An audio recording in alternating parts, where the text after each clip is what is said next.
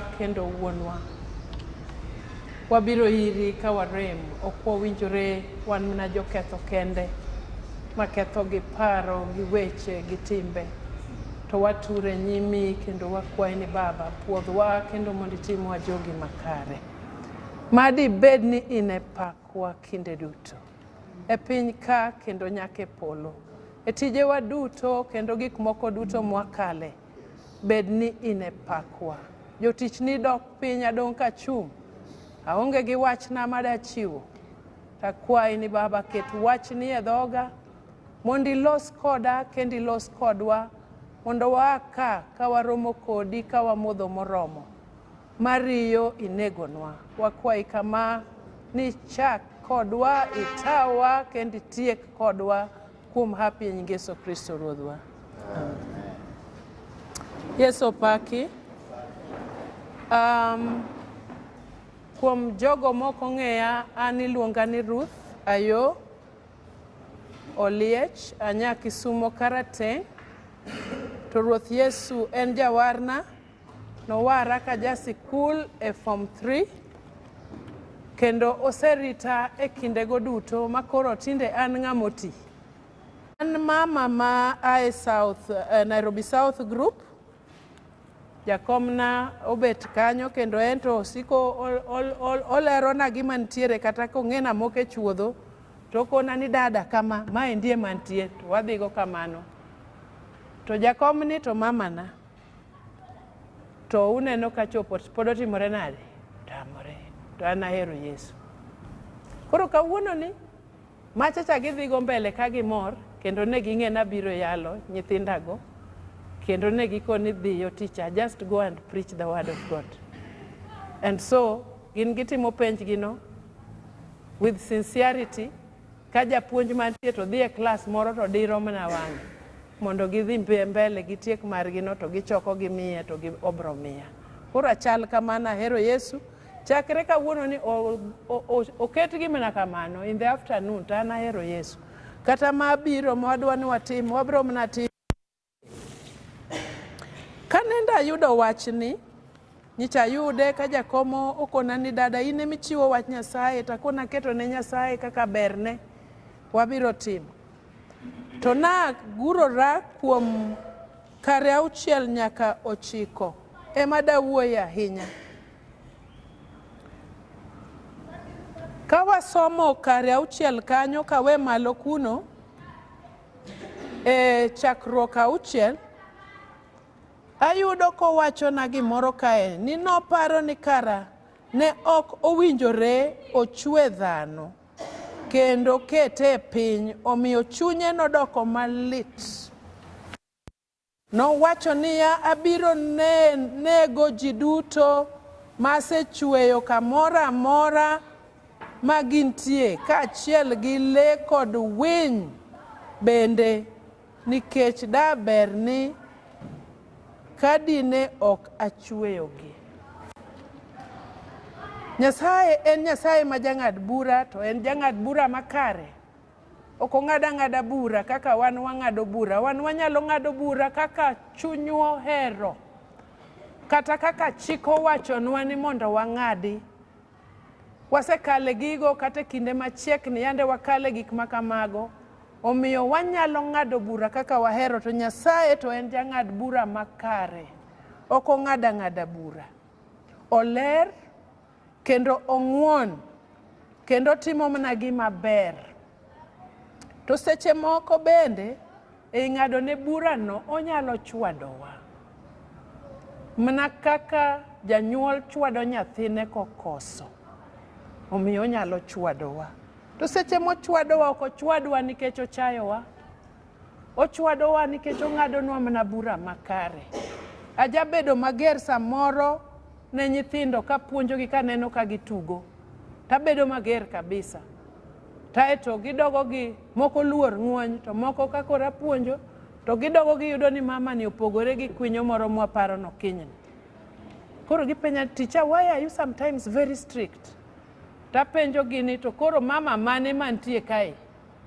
Man kodika. Mama man kodika en an. Baba mane man kodika en mana an. Baba ni kucho kone gimitimo. To kiwuotho kidhi chope, idhi nyumori e bur. Bur ma iye kanyo timo chuodho, to iye kanyo be thuol nitie. To samoro ume gi lum. To ini wuotha tidhi takweri ni wedhi kanyo, kanyo rach. Awacho ni mos, wedhi kanyo, kanyo rach. Tidhi adhiya, wedhi kanyo, kanyo rach. Tidhi adhiya bo golo ni duol matek. To samoro podo kibiwinjo. Tabo kawa luth moro tagoigo. Tabiro goi mi par gimomiyo nenda goi. Kae tibo fwenyo ni gimoro ne dhi hinyi mbele kanyo. Tibo fwenyo ni goch mana goi gono. Ok na goi monda timi nade ahinyi. Na goi monda akonyi. Omiyo Nyasaye en jang'ad bura to ng'won kendo bende oler. E sechegi ka wang'iyo ndalo manokalo no, nong'ado bura e ndalo Noah gi pi. Pod obiro ng'adonwa bura e ndalo mabiro gi mach. To bende e sechegi bende ong'adonwa ga bura. Bende onyalo ng'ado bura sasa ne ng'ata ng'ata mondo mi wafweny kata wane gimoneno. Ong'eyo wa maber. Gima wanyalo pando ne onge. Ok wanyal tony ne buch Nyasaye. Bende ok wanyal pondo ne. Nikech polo gi piny ene mochweyo, mudho no bende ler kuome. Nikech ene mochweyo. Ok wanyal pondo ne. To nikech ong'eyo wa ahinya kamano, onyalo ng'adonwa bura. Wantie gi geno. Kaka ndalo Noah, piny no kethore. Ji nodonje anjao. Ji timo gik mang'we. To ka wang'iyo ndalo mwadake ni piny okethore. Kawuono nawinjo ka sister na ne an gi sister na e batha to penjo ni huyo mama anatembea na brezia au amevaa nini? En bende nyako, en my follower piny kucho. To penjo ni orwako law koso orwako bra. Koro tan gi nyara bende. To nyara kone ni ohero kamano, ohero mondo wuoth kamano nikech en gima omako ka kende. Koro ema nyithindo gi penjo ni to rwako law koso rwako mana brezia, sindilia kende to wuotho. Mano nitie, piny oholo. Piny okethore, ji riambo, ji kwelo, ji mecho, ji neko, ji timo gik mang'we. Omiyo ka wang'iyo to kapar ka ngima ma wantie sani opogore gi ngima mane nitiere kinde Noah. Ol gi dhano. Ma koro ok odwa nego dhano kende. Mirimo make, odwa nego gimoro amora manochweyo. Dibedie pogruok e kinde mane pi biro chande gi sani. Gimomiyo nene pi biro ka Nyasaye okecho. To weyo ni oparie kendo nikech nitiere ng'ata achiel kende matim nene ni kare. Mane Nyasaye morgo. Emomiyo wacho nitie geno nikech wan. Kaka Noah wanyalo tony ne bura mabiro mar mach. Nikech Noah notony. Be nitie jok manotony godo kuom bedo ne maler noendo. Nitiere le manotony go kuom bedo ne mogeno kuom Nyasaye. Yie kata melino manochwe kinde no ne nigi dhot achiel kende manidonjogo. Dhot achiel. Mano chan gi Nyasaye. Owacho ne ni dhodno ema timore nade? Ema bet. Kore ma gidonjogo giduto. Kaka nen gi dhot achiel no, e kaka donje polo bende nimna gi dhot achiel. Dhot achiel kende midonjogo no en Yesu wuod Nyasaye. Yesu wuod Nyasaye. Omiyo kaka ne geno biro ka Nyasaye osebet gi mirima notieko ji te, e kaka wan bende wan ga ng'ono gi geno. To mana kuom ng'ano, Yesu Kristo. Yesu wuod Nyasaye mane biro mabednwa dhot achiel. Ne en ng'at makare e piny mopong' gi richo, piny mopong' gi mudho, odake i piny no te ok en dak mayot. Nikech seche moko kiwacho gima diera to jomoko nyiere wang'i kama. Jomoko be koni ni onge gik miwacho go ok timre. Be kiwacho ni adiera to koni ni e piny ma kawuono gi makamano onge. Nyaka ichiw asoya e giri losi. Nyaka ichiw asoya e ka nyathini yud tich. Nyaka kia itim ang'o te piny ma kawuono nitie jok ma kia asoya no ichulo nade. Gintie.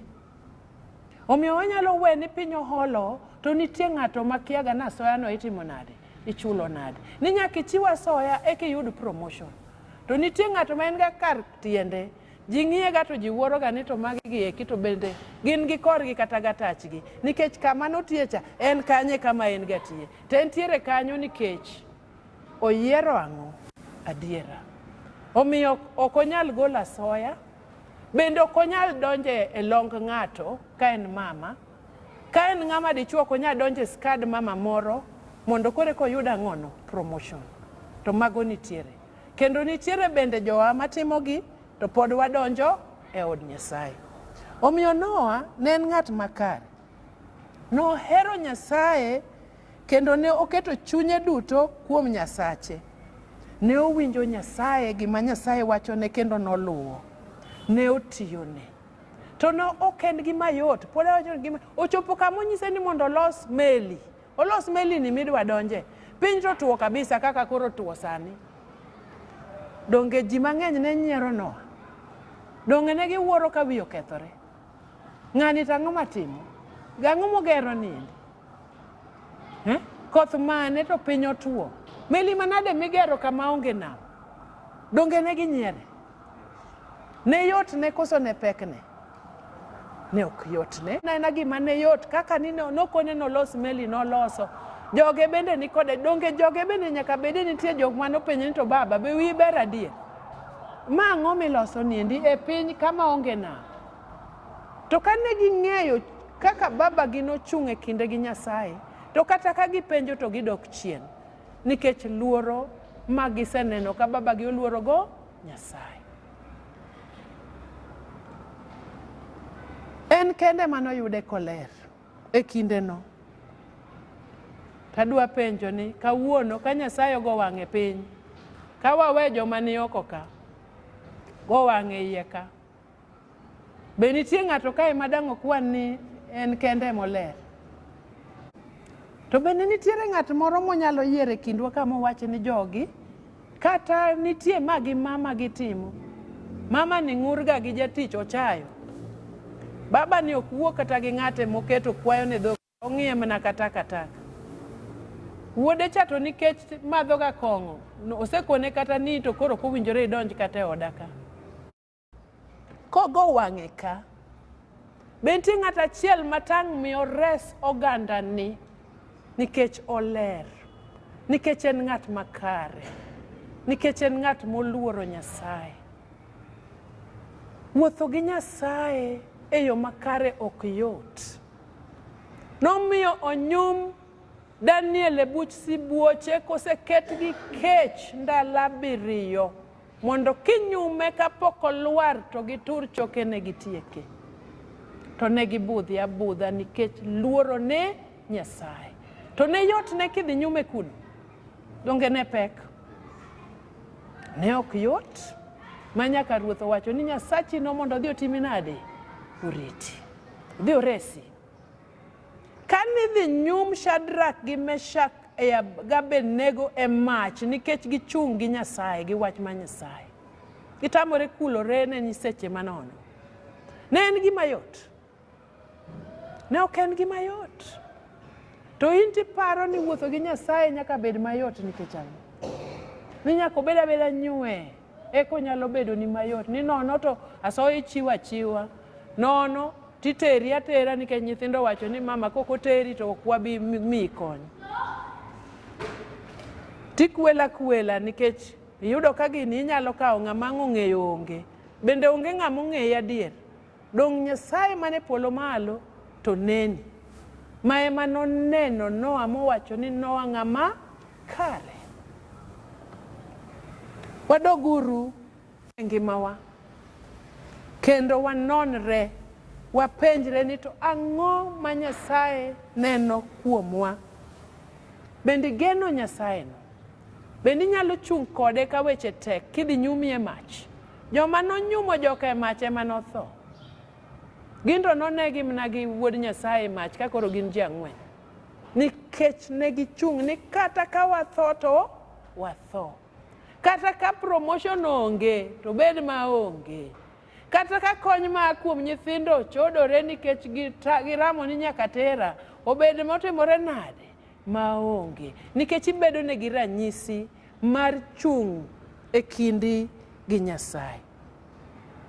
Bendi chodori matiyone. Bendi winje koloso kodi. Kowacho ni tim kamae, bendi winje. Bendi dok chien itur nikech into in mana dhano kaka an manyaka kethi. Richo en mana richo. Kata kethe gi pacha, kata timo mineno, kata timang'o en richo. Bendi dok chien midogi rangri mitur kaka Daudi ne tur ni yawa. An ta ketho, koro an manega. An makao ngimana, we kao ngima jogi. Kech an ema timora nade, aketho. Koso kikoso ne nyathi, tiwacho ni en mana nyathina, ok anyal lokora e nyime. To in mikoso ne malit. Kikoso ne jatich mindiko cha, be nyakwaye ng'uono. Mondo Nyasaye ka ng'i to neni kako neno Noa. Wakale gik mang'eny ka wan jogo mogeno kuom Nyasaye. Samoro walamo, wendwa moro wawero ga na wer nyake kwaya. To wacho ni Nyasaye nyalo duoki sano, bo nyalo koni ni rit mondi, to be onyalo ng'ado gimidwaro no, to duoki no oyo. Koduoki no oyo, tiwe lame idhi ajuoga nikech aselama ahinya wachni, to kawinj ka duoko ma Nyasaye duogo. Ji ng'iya to nyiera to wacho notiyo ne Nyasaye. Jok manyieri kitiyo ne Nyasaye ok nyieri, ginyiero Nyasachi. Ginyiero Yesu. Nikech en Nyasaye matimo mana maber. En Nyasaye makare, malong'o, mang'uon. Wayuak gik moluoro wang'eny gi pek. To ka wang'iyo kamoro kae madang'iyo mana ka chiegni tieko, Zaburi 31. En lamo, ma wabende walamo. Zaburi 31 asomo mana matin. Ibo winjo ka en lamo, ta awe ang'isome kendi ni Ruoth Nyasaye, abiro iri mondo irita. Ka kwayi ni mondo kik wasigu loya, mi wiya kuodi. Resa nikech in Nyasaye makare. Seche mikwayo kamano dongine lit. Winja mondo iresa sani, bed kar konyruokna, nikech in e ohingana kendo e tekona. Nyisa yo kendo telna kaka isesingori. Rita maber mondo obadho mosechikna kik maka. Ine kar konyruokna. Nyasaye, aketora e lweti mondo iwara, nimar in Nyasaye majadiera. Imon gi joma lamo nyiseche manono, anto ageno kuomi. Abiro bedo mamor ahinya nikech herani mosiko. Ineno thagruok ma an go. Adier, ing'eyo chandruokna. Ok iseweyo mondo wasika omaka, to isegola oko kimiya thuolo. Ruoth Nyasaye, bedna mang'uon nikech an e thagruok. Wang'a ore nikech aseyuak ahinya. Kendo aol mi abarora ndasi. Kuyo osemiyo ngimana odoko machuok. Kendo yuak osemiyo hika ong'adore machiek. Thagruok duto ma an go osemiyo adoko makeng'.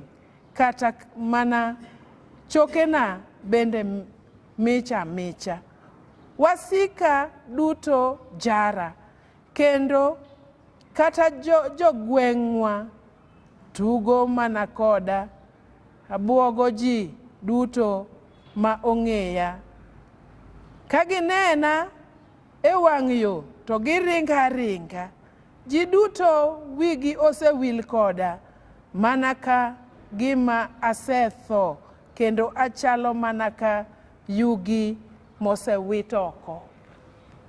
Mani ywak ne Nyasaye nikech igeno mana kuome, inyalo dhi mitieki. Donge owinji, donge oneni, donge ene moriti. Zaburi 121 wacho ni ok onur to bende ok otimre nade, ok onindi. Zaburi 139 ng'eyo ni owacho ni ong'eyi kata kapok nolosi ei mamani noseng'eyi. Ni to kata kapok iloso wach midwa penje no oseng'eyo. Ni to kuminya pondo ne bende otimore nade, onge. To ka koro nena kamano, dongo ng'eyo gima dwaro kapok awacho. Gima lit na noendo kata kapok aywake ma pi wang' wuok, dongo ng'eyo. To koro tiwa na ring wadhi kanye. Ok wanyal dhi ponde nam. Nikech nam bende en motimore nade, ochweyo. Koro wang' nwa dog mana ka Noa. To wakone ni baba anta jaketho, nyakone ng'ato ni an ka ng'ato chwanya. Kapok aweyone, to kawache ne naseweyo. Okawachi. Adok ir Nyasaye, takone Nyasaye ni baba, mae te gima idwa ni mondo atim, to tama, pod otama. Konya mondo mi atim nade, awe. Konya mondo awe. To koro an lweny mane kinda gi ng'a? Gi Nyasaye, nikech ang'eyo gima odwa ni mondo atim to pod otama timo, mirima pod omaka. Takone baba konya mondo atim nade, awe. To kasewe, taweyo makata bang'e to koro kanyal pimo ni nobet nade. Nikech aselalora gi ng'a? Gi Nyasaye. Waywak. Ywak ne Nyasaye ok en makosa. Solomon wuod Daudi no ywak ne Nyasaye. Osegero ot maler kama hekalu osegero ne. Mano osekwer baba gi nok ger. Ten koro gere, to kosegere, to koro ywak ne Nyasaye mondo res jo Israel. O ywak ne Nyasaye. Ni ka gidonje od no, e weche mag ndalo 6, ang' idhi some. O ywak ne Nyasaye malich, kopimo ne gik mokwayo ni ka gikwayi kama baba to ipargi, ikechgi, iwenegi, ka gilokore richogi to iwenegi richogi. Ma Solomon no ywak makare 7, sula 7 wacho kare achiel kende, ni kane Solomon osetieko lamo, mach noa e polo, motieko misango, miwang'o, kod misengni mamoko, kendo duong' maler mar Ruoth Nyasaye nopong'o hekalu. In gi an bende ywak ne Nyasaye maduong'ne maler nere. Obiro tieko piny gi mach. To ranyisi mare bochiwo gi mach. Nochiwo gi mach. Ochiwe gi mach. Mondo nyis ji ni an Nyasaye mangima. Mach no akanye, polo ne ok gimoko. To ne wasome 2 Kings bende. Ka Yubo kwayo Nyasaye, ka gitimo misango ka joka piem kode, joma lamo nyiseche manono. To mach no akanye, e polo. Emomiyo kawuono ne, ibet ka, gik mopong'o chunyi ng'eny, mamoni bedo kaka Noa. Akwayo ni wachodre kawuono, wang'iel gi oko to wamak Nyasaye. Nyo waseluor, oganda wapenjo to wan wadwa chiko kanye, ka koro chalo mana kama. Ng'ano mabiro winjo, wa nyithiwa be noyud tich, gibiro yud. Ka ok Nyasaye, tang'o. Anawacho ni wamake uru, wamokuru kuome, wanyap, wabeduru open book, to wakone ni Nyasaye anta jaketho, okawinjora, to tima ng'ati makare. Bed gi chuny madwa bedo kaka Noa, mondo mi onenie kaka ng'at achiel madimi oganda ni tim nade, resi. Mondi bed ranyisi mar Yesu Kristo. Manong'e nodhi kale msalaba pek ndi, to dhi mna mbele ni wuora, okombe ni kikadha, lakini dwaro ni ema mondo timre nade, otimre tok mara. Jowete, wamakuru Yesu. Makata kaka mitie cha ok dwari, tinigeno mana kuom Yesu. Kiling' thi ka ng'amo timore nade, ofuwo, ok ifuwo. Paulo wacho ni watimore jomo fuwo, mondo nying Ruoth otimre nade, oyudwa. Emomiyo ok en gima yot mondo nene otim gima notimo mondo obed ranyisi mar Yesu Kristo mane biro. Notimore ng'ama ofuwo. to noyie gi fupeno. Stephen kigo gi kite ne mit, donge ne pek, to nikech noyiero ng'a? Nyasaye. Wayiere ura yiera, obro sidhonwa osimbo. Nyasachwa kendo wuonwa, isepuonjori kodwa gi wachni makare, ni yie to noger to gi dhoot achiel. Obedo ranyisi ma Yesu wuodi, ma e dhoot achiel mwadonjogo e polo. Mi mondo warange tir, wamake, wawuoth kode kata tek kata yot, mondo isidhnwa osimbo kogik kare. Kuom nying Yesu Kristo Ruodhwa. Amen.